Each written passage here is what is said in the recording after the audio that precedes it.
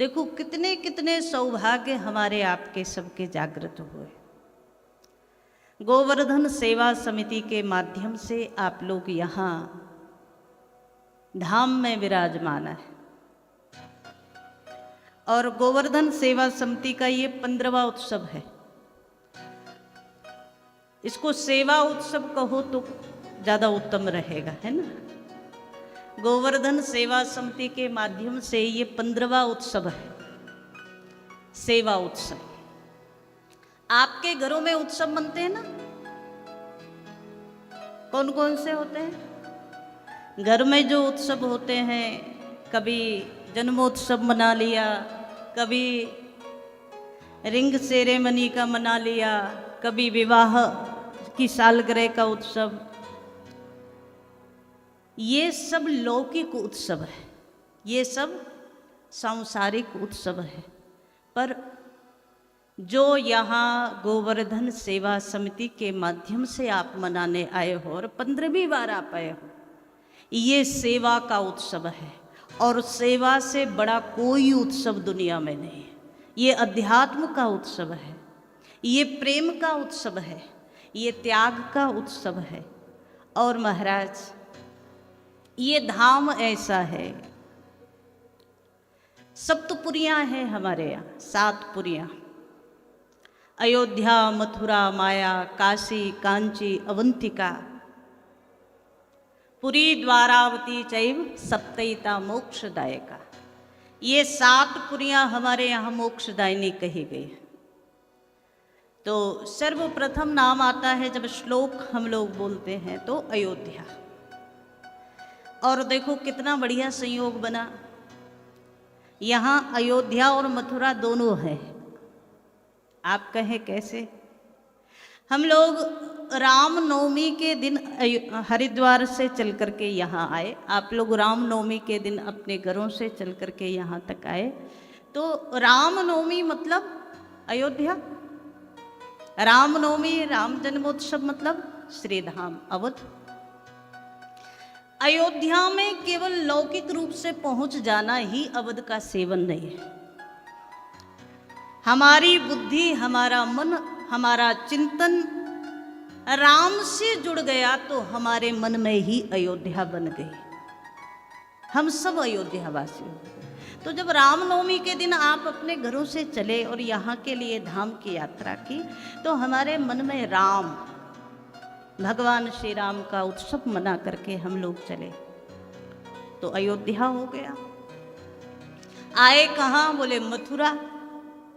दूसरी जो नगरी है वो मथुरा कही गई, जहाँ भगवान श्री कृष्ण का प्राकट्य हुआ। ये ब्रज 84 कोश जो है ना, ये सब मथुरा में ही सब आ गया। तो जब हम भगवान श्री कृष्ण से जुड़ गए, जब हमारा चिंतन भगवान श्री कृष्णमय हो गया, तो हमारा मन ही मथुरा हो गया। तो यहाँ जितने लोग बैठे हैं, अच्छा ये जो 7 पुरियां कही गई, ये मोक्षदायिनी है। मोक्षदायिनी अर्थात सब जगह कर्म का बंधन होता है। आप अच्छा कर्म करोगे तो ही अच्छा परिणाम मिलेगा, ये सब जगह कर्म का बंधन है।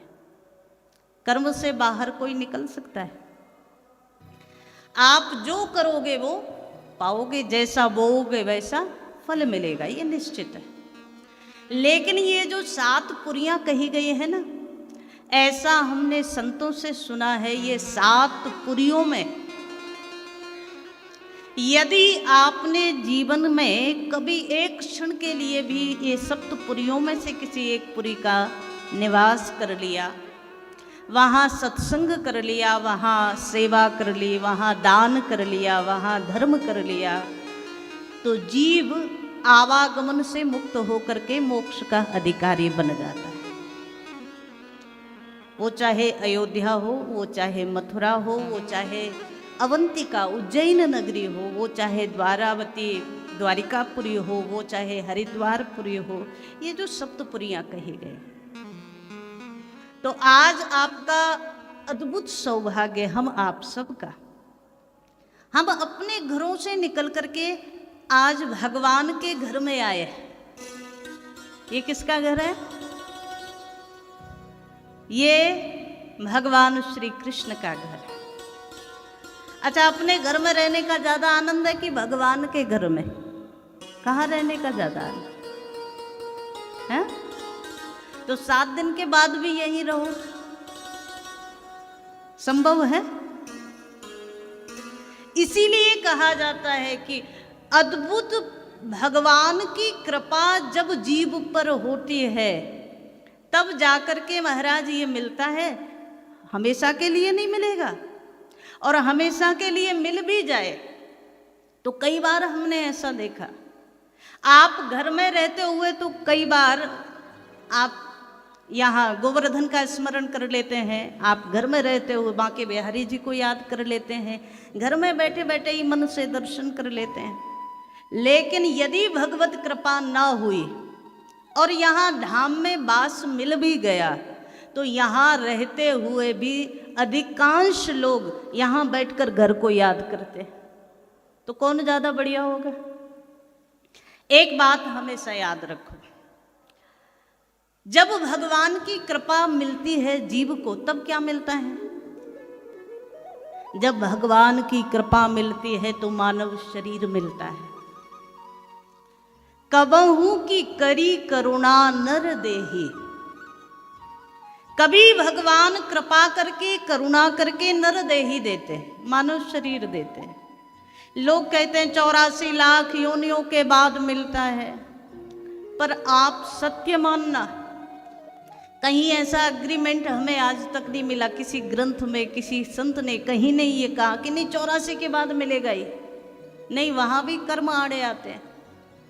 लेकिन जब जीव की अनेक अनेक योनियों में दुर्दशा होती है उस समय भगवान को करुणा जागती है, और कबहू की कर करुणा नर देही, भगवान करुणा करके इस जीव को मनुष्य का शरीर दे देते हैं।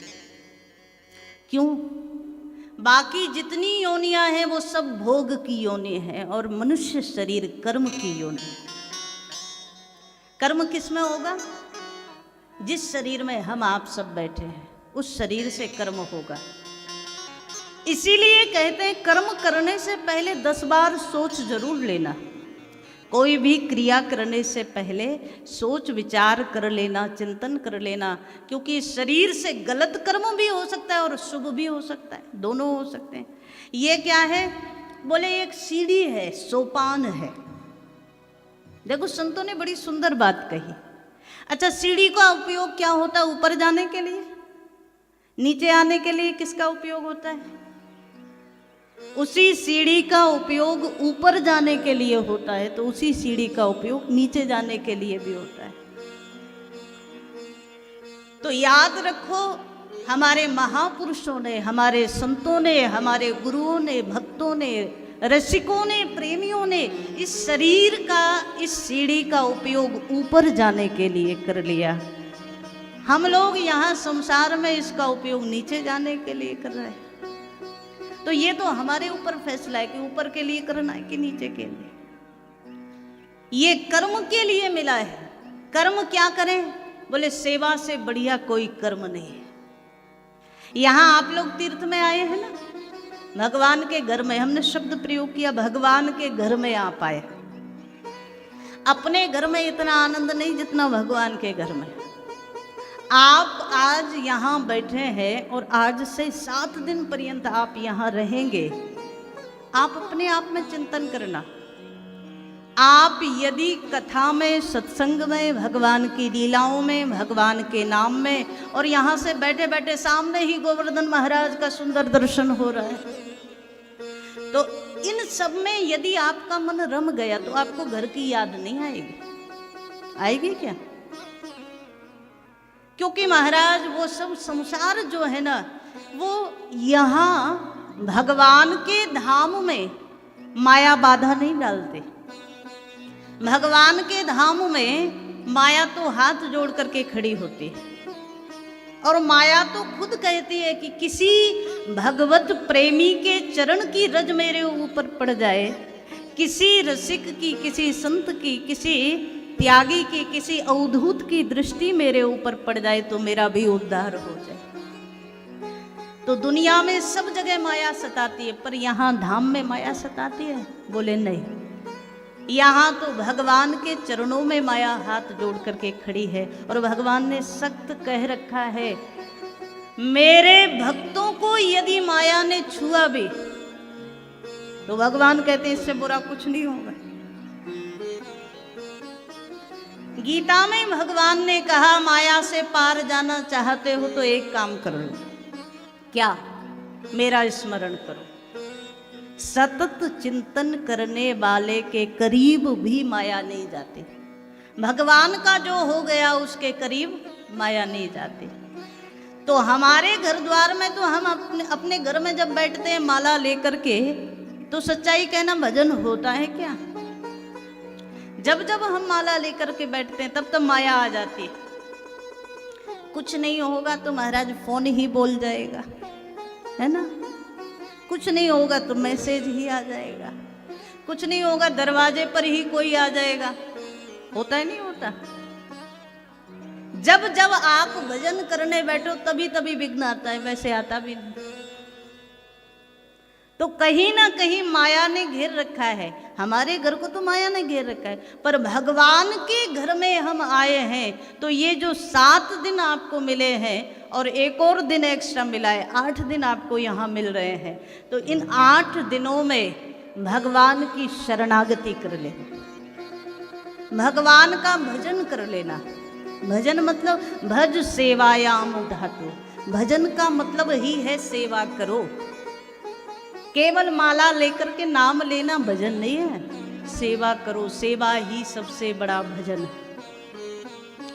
तो यहाँ जब हम आए और जब हमें पता चला कि 15 वर्ष से यहाँ गोवर्धन सेवा समिति लगातार सेवा करती आ रही है, तो लगा कि भगवान की पूर्ण कृपा आपके ऊपर है।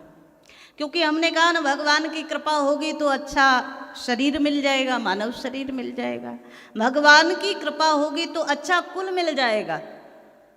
भगवान की कृपा होगी तो परिवार अनुकूल मिल जाएगा। धर्म पत्नी आपके कहे अनुसार चलने लगे, ये भगवान की कृपा होगी तभी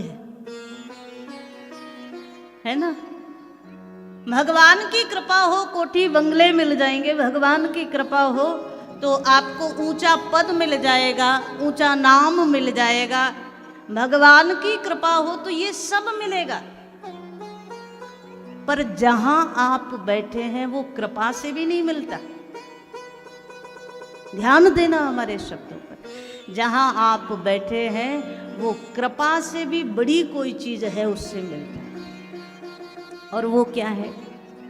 मानसकार ने एक बड़ी सुंदर बात कही, कृपा होगी तो ये सब मिलेगा जो हमने बताया, और अति हरि कृपा होगी तो जो आपको आज मिल रहा है वो मिलेगा। कृपा में भी भगवान की में अति लग जाए तब। अति हरि कृपा जाहि पर हो,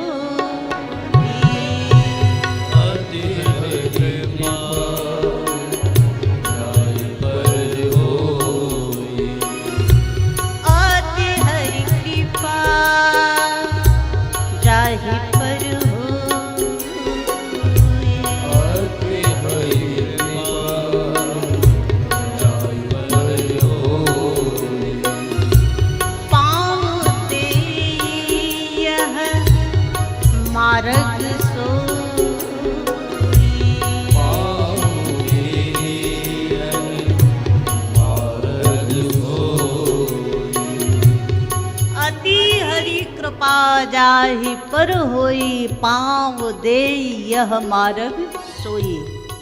तो सबसे पहले तो आप जितने लोग बैठे हैं अपने आप को साधारण मत समझ लेना, आज तो कम से कम नहीं, है ना? हम भगवान की अति कृपा के पात्र बने हैं तभी ये मिला है। हमसे ज्यादा सौभाग्यशाली दुनिया में आज कोई नहीं, अपने आप को मान के चलना। पुरी में आए हैं, धाम में आए हैं, भगवान के घर में आए हैं, तो कुछ चीजें हैं जो करके चलना। यहाँ 7 दिन तक कभी किसी से सेवा आप ना लें, सेवा देने का भाव रखें, क्योंकि तुम सेवा करा लोगे तो तुम्हारा जो भी था ना भजन पुण्य, जो भी नाम आपने जाप किया, दान किया, धर्म किया, वो सब आपकी सेवा में जो लगा है वो ले जाएगा। तो कोशिश करो तीर्थ में आकर, धाम में आकर सेवा देने का भाव बने, लेने का नहीं, है ना।